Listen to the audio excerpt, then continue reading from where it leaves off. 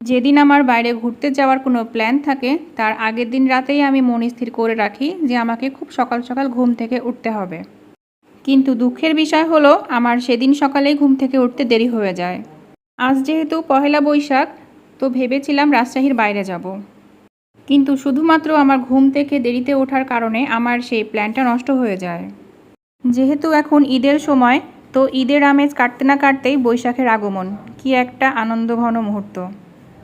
তবে হ্যাঁ, অনেকের জীবনেই ঈদ বা পহেলা বৈশাখ বলতে কোনো কিছু নেই। এবার কথা বলি আমার গ্রুমিংয়ের ব্যাপারে। সকাল থেকে ঠিক করেছিলাম যে 3 পিস পরে বাইরে যাব, তারপরে কি মনে হলো যে না, 3 পিস কেন পরবো, আজকে শাড়ি পরবো।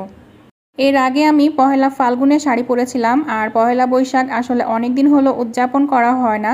দ্যাটস ওয়াই ভাবলাম যে না, শাড়ি পরি, শাড়ি পরলে হয়তোবা বেশি ভালো লাগবে। যেহেতু শাড়ি পরবো আর শাড়ির সাথে চুড়ি না হলে ভালো লাগে না, তো ড্রেসিং টেবিলের ভেতরে যত কালারের চুড়ি ছিল সব চুড়িগুলো বের করেছিলাম। মনে মনে ঠিক করলাম যে সব চুড়ি আজকে আমি হাতের মধ্যে পরে ফেলবো। আমি আজকে যেই শাড়িটা পরেছি সেই শাড়িটার ভেতরে কিন্তু অনেকগুলো কালার কম্বিনেশন রয়েছে, এই জন্য আমার মাথায় আসে অনেক রকমের চুড়িগুলো পরার। কিন্তু বিপাকে পড়েছিলাম আমি গলায় কি পরবো সেটা নিয়ে। ভেবেছিলাম মাটির কোনো অর্নামেন্ট পরবো, কিন্তু কোথাও একটা মাটির অর্নামেন্ট খুঁজে পেলাম না। দ্যাটস ওয়াই মাথায় আসলো, কেননা পার্লের যদি কোনো গলায় মালা পরি তাহলে কিন্তু বেশ ভালো লাগবে দেখতে। তো চট করে পার্লের এই মালাটা আমি পরে নিলাম। এই মালাটা কিন্তু আমার কাছে অনেক ভালো লাগে, আর এটা আমি কখনোই পরি নাই। আর তার সাথে দেখলাম পার্লের ম্যাচিং করা ইয়াররিং আমার ছিল, দ্যাটস ওয়াই আমি সেটাও পরে নিলাম। দেখেন তো পার্লের এই সেটটা আমাকে কেমন ভালো লাগছে। আর বরাবরই পার্লের যে কোনো অর্নামেন্টের ভেতরে কিন্তু একটা আভিজাত্যের ভাব থাকে। এখন কিছু কিছু মানুষ আমাকে হিংসার ঠেলায় কমেন্ট করে বলবে যে আপামনি, খালামণি, আপনার অনেক সুখ, তার জন্য আপনি পহেলা বৈশাখ পালন করছেন, আমাদের এত সুখ নাই। কিন্তু যারা এ ধরনের মন মানসিকতা নিয়ে চলে তারা দেখবেন কোনো দিনই সুখের মুখ দেখতে পায় না। আর সুখ শান্তি কেউ কখনো কাউকে এসে দিয়ে যায় না, সুখ শান্তি নিজেকে খুঁজে নিতে হয়। যাই হোক গাইজ, আমার সাজুগুজু একদম শেষের দিকে, মোটামুটি কমপ্লিট বললেই চলে।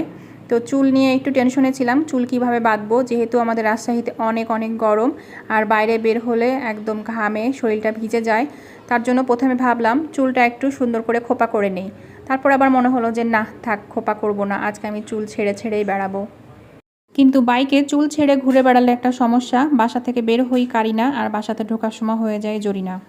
তো গাইজ, আজকে সত্যি একটা কথা বলি, আমি কিন্তু অলওয়েজ আমার ব্যাগের মধ্যে একটা চিরুনি নিয়ে ঘুরে বেড়াই। চুল যখন এলোমেলো হয়ে যায় এদিক ওদিক তাকাই আর আস্তে করে চুলটা আঁচড়ায় ফেলি। সো এভরিওয়ান, আমার আজকের সাজুগুজু একদম কমপ্লিট। কিন্তু আমি একটা লাল টিপ অনেক মিস করছিলাম, কারণ বরাবরই পয়লা বৈশাখের দিন আসলে আমি কপালে বড় একটা লাল টিপ দেই, কিন্তু কোথাও বাসায় একটা লাল টিপ খুঁজে পাইলাম না। দ্যাটস ওয়াই মনটা একটু খারাপ লাগছিল। কিছু করার নাই, এভাবে বের হতে হবে। সো সবাই ভালো থাকেন, আল্লাহ হাফেজ।